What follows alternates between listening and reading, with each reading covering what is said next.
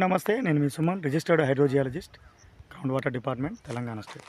ఈరోజు మోత్కూరు మండలం ఆరెగూడెం అనే గ్రామంలో వ్యవసాయ అధికారిగా పనిచేస్తున్న నరేష్ గారి పొలంలో భూగర్భ జల అన్వేషణ కోసం రావడం జరిగింది. అయితే వీళ్ళు పోయిన సంవత్సరం ట్రాన్స్ఫర్ బోర్ వేశారంట.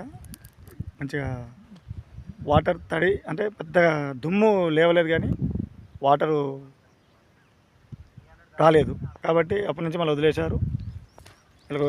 కింది భాగంలో ఒక బోర్ ఉంది, దాని సాయంతో కల్టివేషన్ చేస్తున్నారు, కానీ సరిపోవట్లేదు. కాబట్టి ఏం చేయాలని ఆలోచిస్తే ఒకసారి చూద్దాం, జియాలజిస్ట్ గారితో సర్వే చేయిద్దామని ఆలోచన వచ్చిన సర్వే చేస్తున్నాం. మా టీం వాళ్ళు జియో స్కానర్స్ సహాయంతో డాటా అనాలిసిస్ చేస్తున్నారు.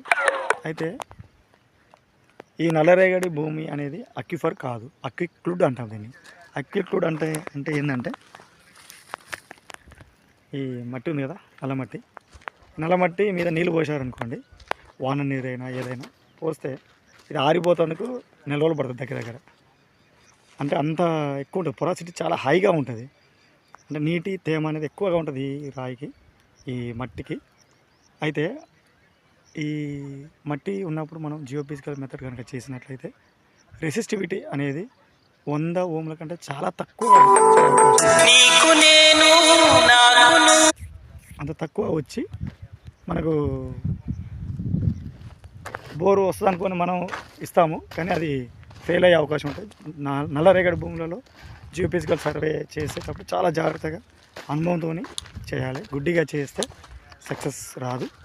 అక్కడ హైడ్రోజియాలజికల్ కండిషన్స్ ఎలా ఉన్నాయి, ఓన్లీ డాటా మీదనే ఆధారపడి నేను ఇస్తాను రికమెండేషన్. అంటే అది అన్ని వేళలా సాధ్యం కాకపోవచ్చు, కాబట్టి చాలా జాగ్రత్తగా చేయాలి.